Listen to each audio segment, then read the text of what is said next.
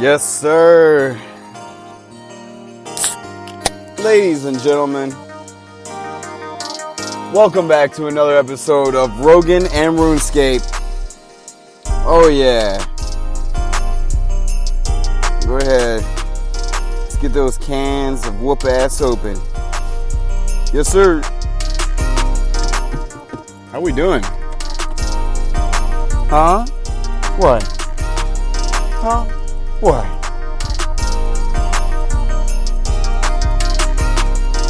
Yeah.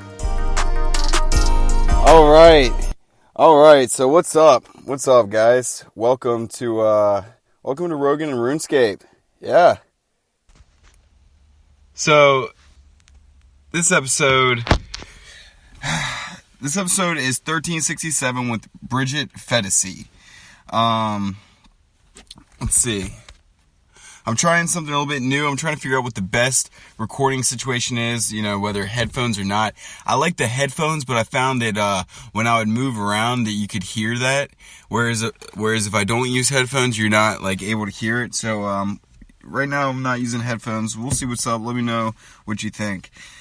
Let's get right into it. This one, the theme of this one seemed to be women and also just the relationship and the dynamic of men in society. I actually really love this episode. This one was great. Bridget had a lot of insightful things to share, and I took more notes on this than anything else. So with that said, cheers.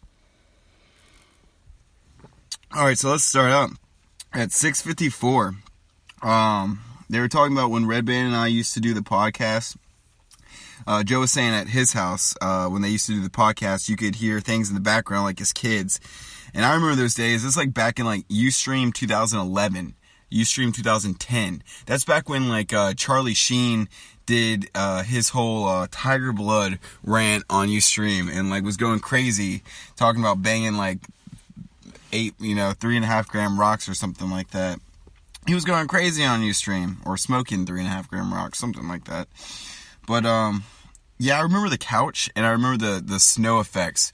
Redman, even though he was immature at times, he was also he made the podcast fun. He made it for what it is now. So yeah, I appreciate the Podfather.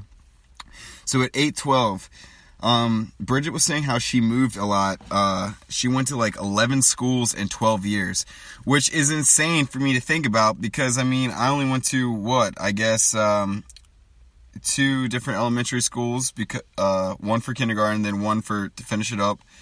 Lived in the same town or whatever, and then middle school and high school, and that's it. And then half a semester at community college or whatever. Not 11 schools in 12 years. Jesus, that's a fucking lot. So 9:23, Bridget started talking about some fucked up shit, how she was drugged and raped at 18. Now, this is in poor taste. However, sticking to drinking rules, since we are talking about drugs or substances and getting fucked up, I'm not going to drink to her getting raped, but I'm going to drink to the fact that at 9:23, substances were brought up. Just playing along with the drinking game, guys. Jeez, this was hard for me to fucking do. But anyways, so Joe says, "Oh, Jesus." And I'm like, "Geez, Joe, why are you, Oh, wait, I didn't take a drink. I'm like, geez, Joe, what a response. Oh, Jesus, don't make her feel so bad. She can't help it. And then she, exactly what happened, she apologized and says, I'm sorry.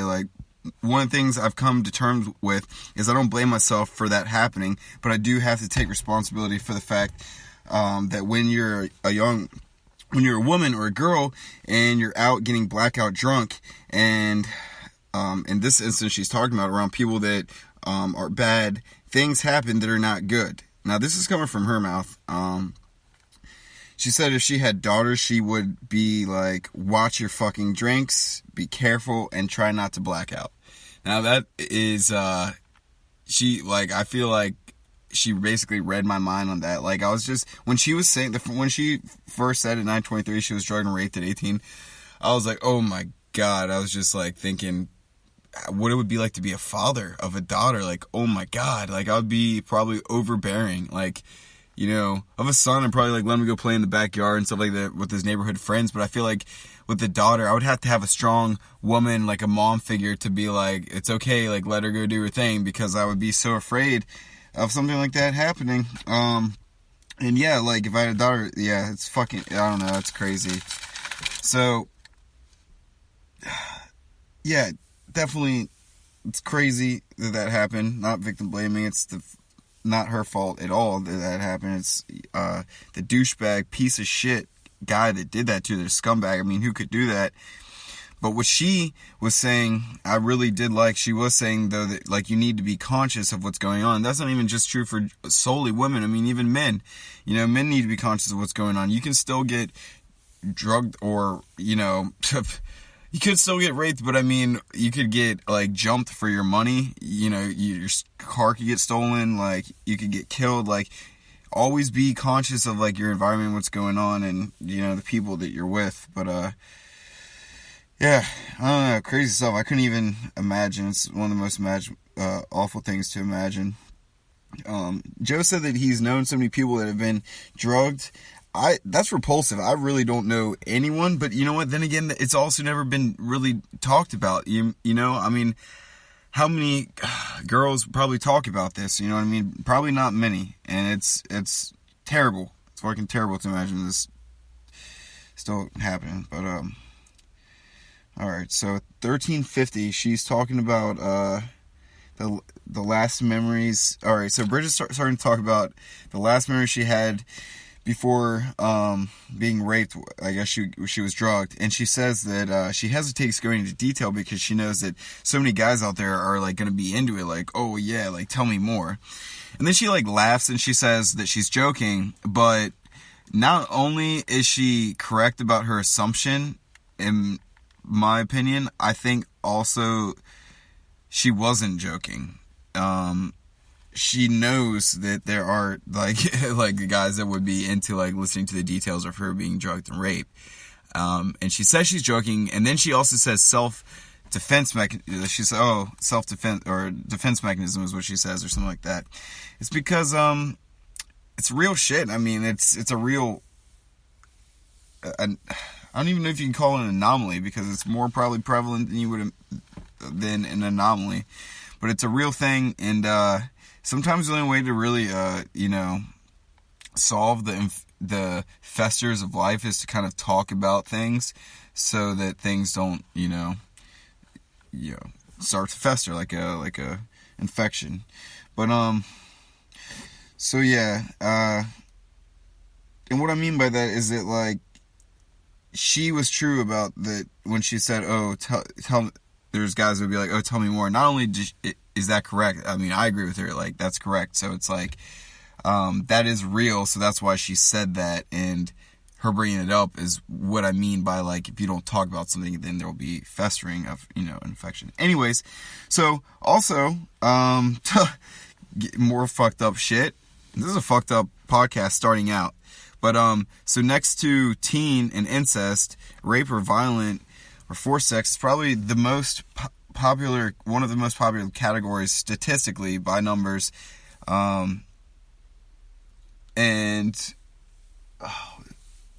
you know, on porn sites or whatever, if you go onto any porn site, and I'm not going to list them, you can go on to any, and you go on their homepage, or the hot, or the trending, or the not recommended. I'm just saying the homepage, like the main thing for everyone, the homepage for everyone. The number one things, the most popular, or the most popular category, whatever, it's typically always teen, incest, and then violent or forced, aggressive sex. And it is, that is, from what I've seen, to be the case. So, truth. So at that point, you know, you just, yeah, it's a weird thing. I don't know. I don't even know what to make of it, honestly, other than the fact of just primal things. So I think this reflects humans, but sometimes I wonder if it reflects humans' present and future desires, like their present and future primal desires, or if it's really merely just their primal past surfacing. like if it's like memories of their primal past when they were cavemen, or like their ancestors of the 1600s, you know, back when they did rape, you know, and use violence and, you know, incest and stuff like this. And like, I wonder if these are things that, like, I wonder if it's popular categories because it's what people desire, because it's what they are desiring in the future, or if it's because of past memories, past DNA, I guess you could say. Dun, dun, dun. I don't know. Deep, crazy, fucked up shit we're getting into already. Not even 15 minutes in. Alright, so, she says that at 14, 17, Bridget says that her stepdad was a little crazy. Crazy stepdad. You can imagine, I'm sure you could figure things out. And, I mean, that's just, God, that's so fucked up. It just makes my skin crawl because, you know, obviously the first thing you're going to think about, or that I would think about, should be that she's insinuating towards he was sexually, like, inappropriate towards her. And it's so fucked up and unfair, the situation that young girls are put in these perverse situations. And when I say these women, I mean your neighbors, I mean your sisters, I mean your... depending on the situation, you know, the women of America, and not even just women, you know, men too, just, people gotta stop being perverted when it comes to, kids, man. Fucking, if you're adult, fuck adult. We gotta try to do better. Anyways, alright, so, speaking of need to try to do better, men need to start acting like true gentlemen. We need to start, like, treating our women and our children superb. That's what I have written down, and that's what's so true. I didn't even see it, but I mean, it really does go full circle to what I was just kind of getting off track, or ranting, getting off track about, improving about.